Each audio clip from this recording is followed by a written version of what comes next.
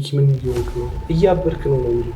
የባሰ እያሳበዱኝ ነው። አላወቁትም። እስከዛሬ ድረስ ያገኘነው መንፈሳዊ ንቃት ለሌሎች ስለማካፈል ነውና ሀሳቧ ስሟ የመጣችው ከዛ ጋር የኔ ተራ ምንድን ነው ማለት ዝም ብሎ ኖሬ መሞት አልፈልግም።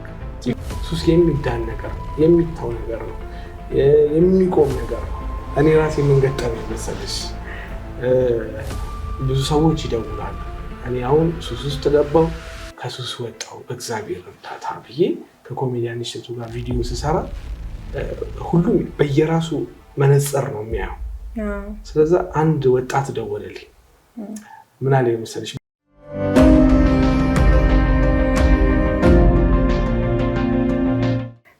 ሰላም የኒማ ሚዲያ ተከታታዮች እንዴት ናችሁ?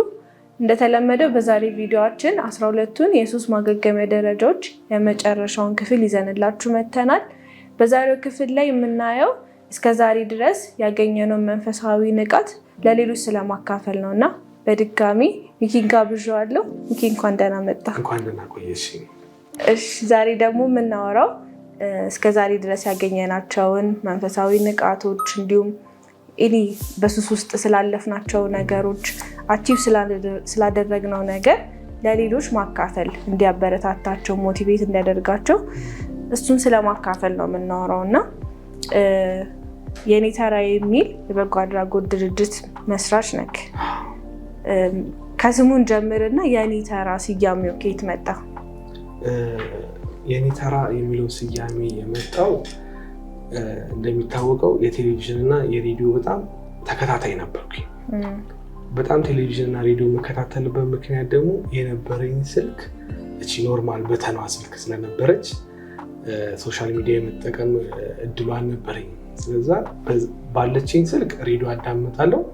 በቤት ስገባ ደግሞ ፊልም ምናምን የማየው በቴሌቪዥን ስለሆነ ቲቪ ላይ ጊዜ አጠፋለሁ እና ቲቪ ላይ ፕሮግራሞችን በምከታተልበት ጊዜ ይሄ አለ አይደለ እንደ ቶክ ሾው ነገሮች እንደዚህ ቁጭ ብለው የሚወሩ ፕሮግራሞች ቁም ነገር ካላቸው ወይም ፕሮግራሙ ላይ የቀረበው ሰውዬ ደስ የሚል ሰው ከሆነ ቁጭ ብዬ አዳምጧል።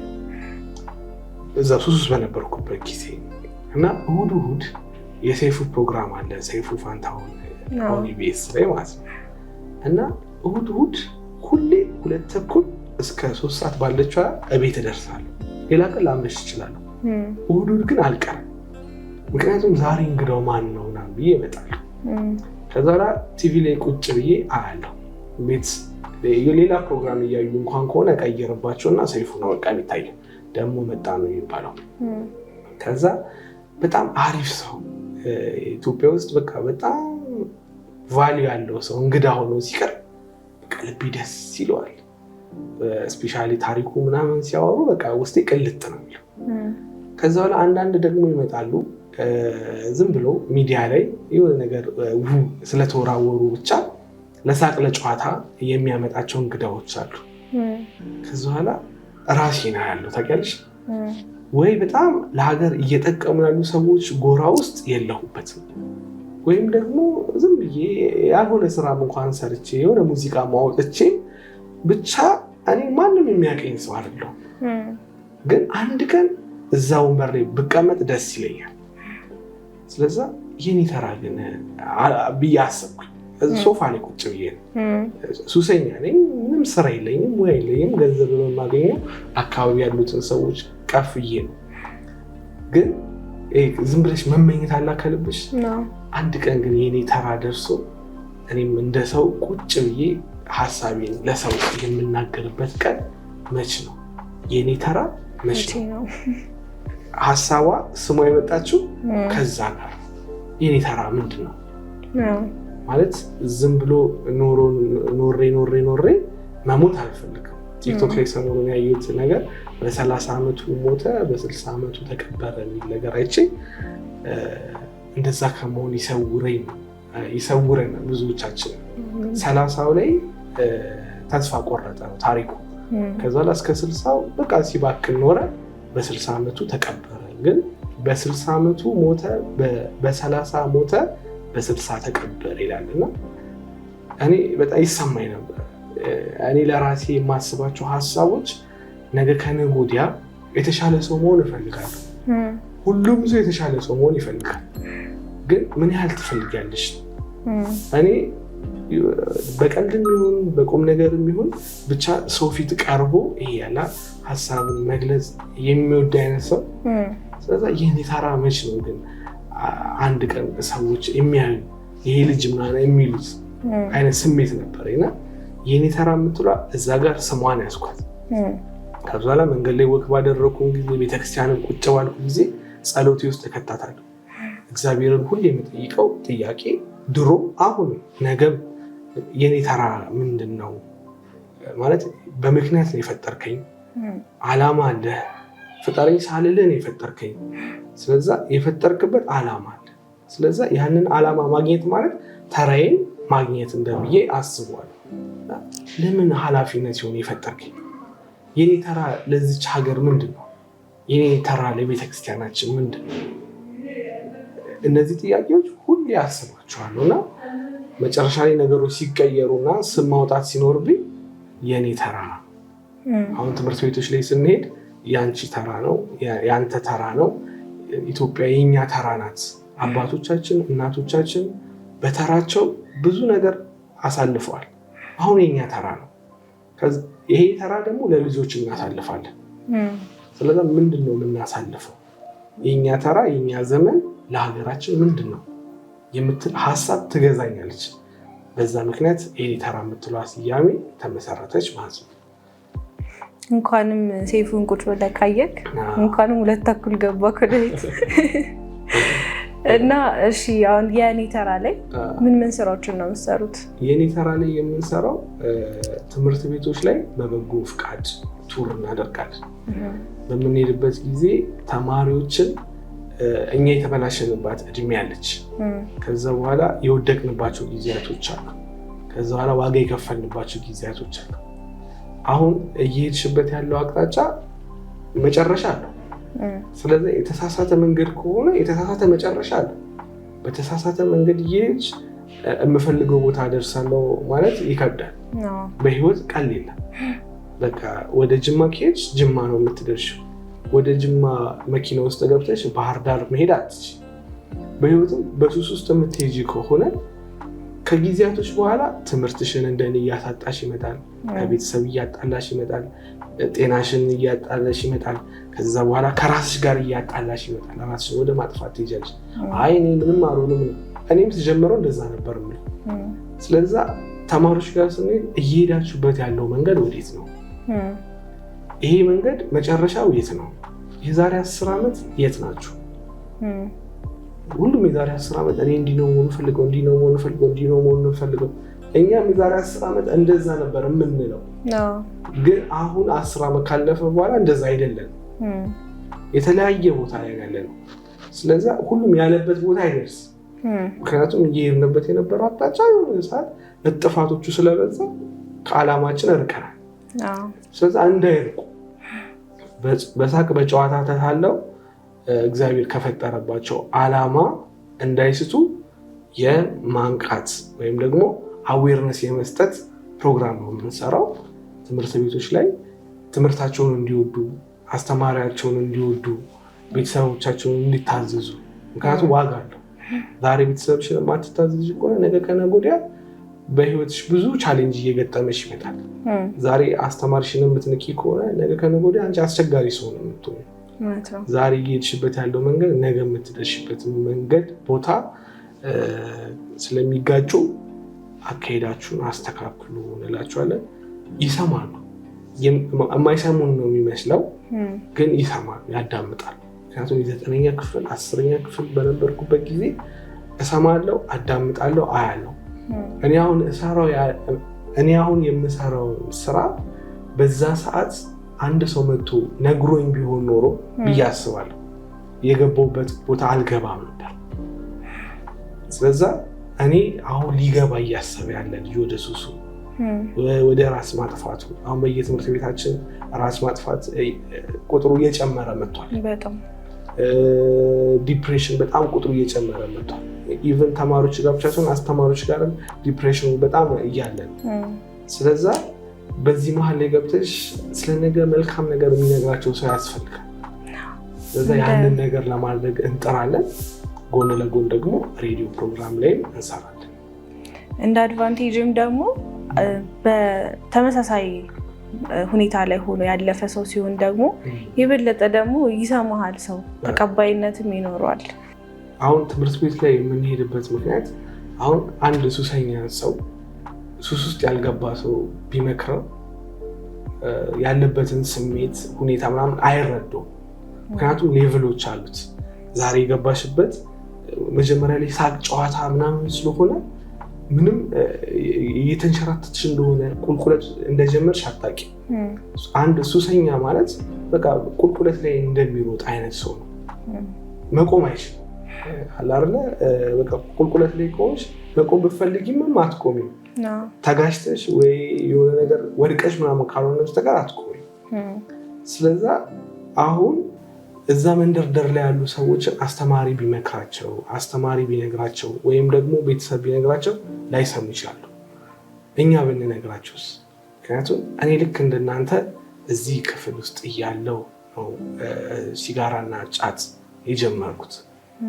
ከዚህ ከወጣሁ በኋላ እንዲህ ማድረግ ጀመርኩ፣ እንዲህ ያደረኩ። ከዛ በኋላ ትምህርት ቤት ከሄድኩ በኋላ ጎዳና ወጣሁ። ከዛ በኋላ ራሴን ላጠፋ ነበር። ከዛ በኋላ ራሴን ሳጠፋ ማንም ሰው አልነበረም።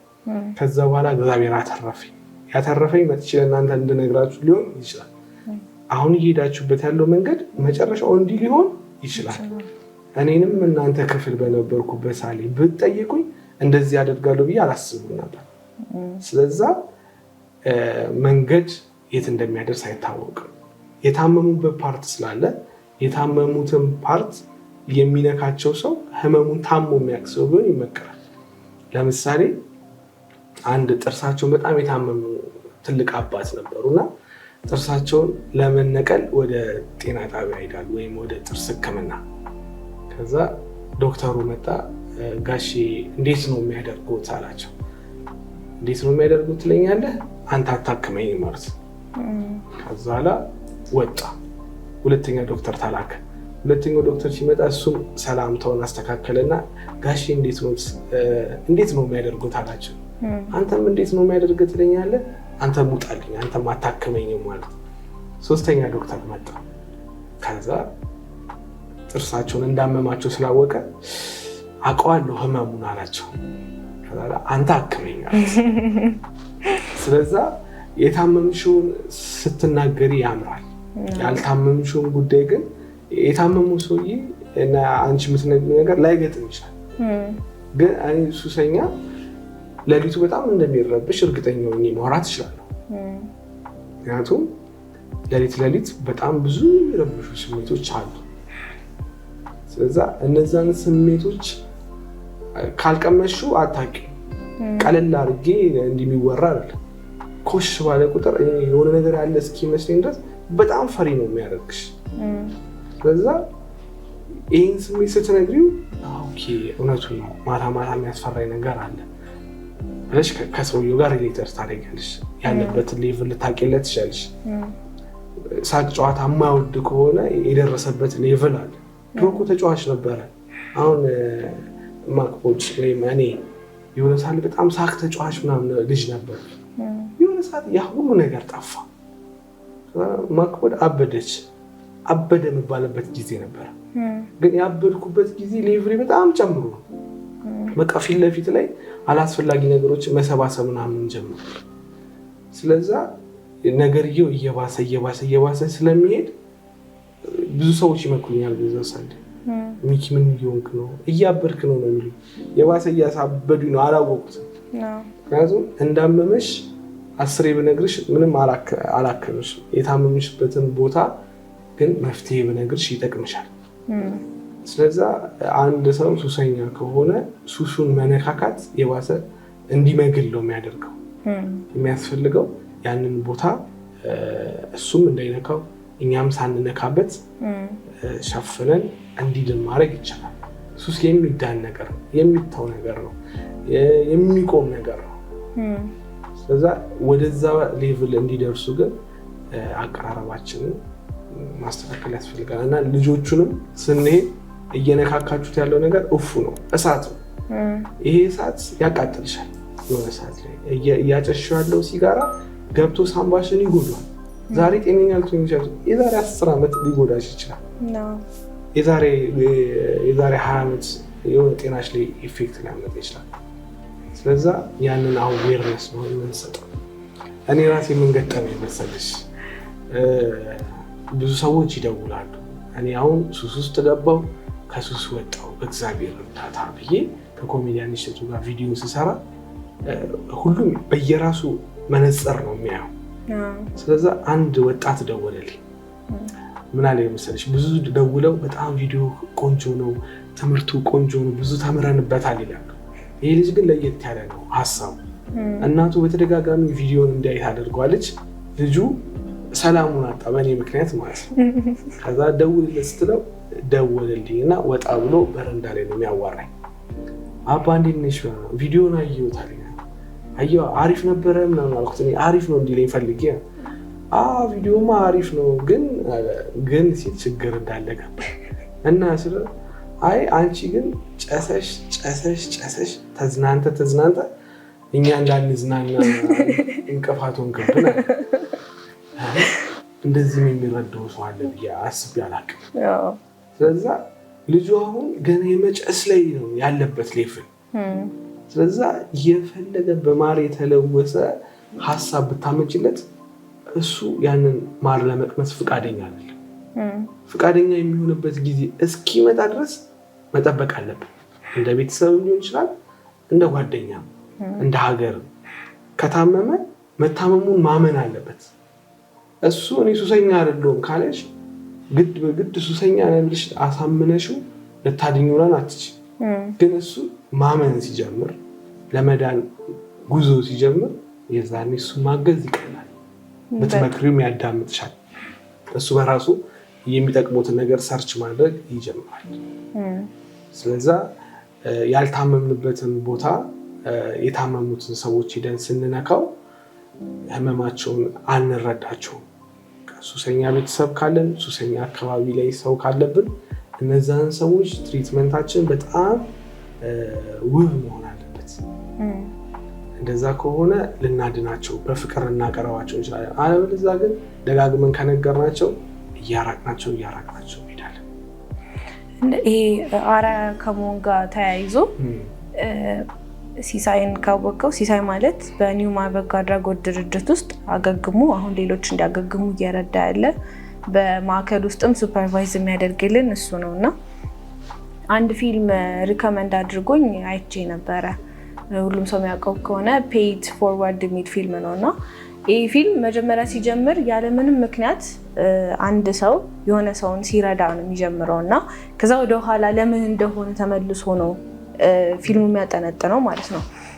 ምንድነው የሆነ የትሬቨር የሚባል የ8 ወይ 10 ዓመት ህፃን ልጅ አለ እና ይሄ ልጅ በሶሻል ስተዲስ ክላሳቸው ላይ የሆነ ዓለምን የሚቀይር ፕሮጀክት አስቡና ፈጥራችሁ ይዛችሁ ነው ይባላሉ ማለት ነው። ከዛ መጀመሪያ ጭንቅላቱ ላይ የመጣው ሰው መርዳት ነው። ከዛ ግን እሱ አንድ ሰው ረድቶ በቃ ፕሮጀክቱን መጨረስ አልፈለገም። ከዛ ምንድን ያደረገው እሱ መጀመሪያ 3 ሰዎችን ረዳ። አንድ በሱስ የተጠቃ ሰው ረዳ። አንድ ደግሞ አስተማሪውን ከልጁ ጋር ግጭት የነበረበት አስተማሪውን ረዳ። አንዱን ይቅርታ አላስታውሶ ግን 3 ሰዎችን ረዳ። ከዛ በጣም ልጅም ስለሆነ እንዴት ይሄን ሊያደርግ ይችላል ብቻ በጣም ታገረሙበትና የሆነ ነገር ሊያደርጉለት ፈለጉ እነሱ ማለት ነው። ግን እሱ መልሱ ምንድነው የነበረው? እኔ እንደረዳኋችሁ እናንተም ሌሎች 3 ሰዎች እርዱ አላቸው ማለት ነው። የዚህ ልጅ ሀሳብ የነበረው እሱ 3 ሰው ይረዳል፣ እነዛ የረዳቸው 3 ሰዎች ሌሎች 3 ሰዎችን ይረዳሉ። ከዛ አስቦት ይሄኑ ምን ያክል እየረዘመ እንደሚሄድ ማለት ነው። ከዛ ሳይታወቅ የዚህ ልጅ ሙቭመንት እያደገ በዓለም ዙሪያ ተዳረሰ ማለት ነው። እና አርአያ መሆንም ሲባል ይሄ ይመስለኛል። ወደፊት እንዴት ነው ቱዋርድስ ሳይሆን ፎርዋርድ ቢሆን በጣም ብዙ ሰው መርዳት እንችላለን፣ በጣም ብዙ ሰው መቀየር እንችላለን ብዬ አስባለሁ። እንዳልኩም ደግሞ ሰውየው ያለበትን ሁኔታ አናላይዝ እያደረግን በብልሃት መሆን አለበት ብዬ አስባለሁ። ያካፈልከን ሀሳቦች ሚኪ በጣም ደስ ይላሉ። እዚህ ድረስ መተህ አክብረህን ሀሳብህን ተሞክሮችን ስላካፈልከን እጅግ አድርገን እናመሰግናለን። በሌሎች ፕሮግራሞች እንገናኛለን ብዬ አስባለሁኝ። ዛሬው ቪዲዮአችን ይሄን ይመስል ነበረ። እስካሁን ድረስ ስለተከታተላችሁን እጅግ አድርገን እናመሰግናለን። በሌሎች ቪዲዮዎች ተመልሰን እንመጣለን። ኮሜንት ላይ እንድንሰራላችሁ የምትፈልጓቸውን ቪዲዮዎች ሀሳቦቻችሁን አስቀምጡልን። እንደተለመደው ላይክ፣ ሼር፣ ሰብስክራይብ ማድረግ እንዳይረሳ። መልካም ጊዜ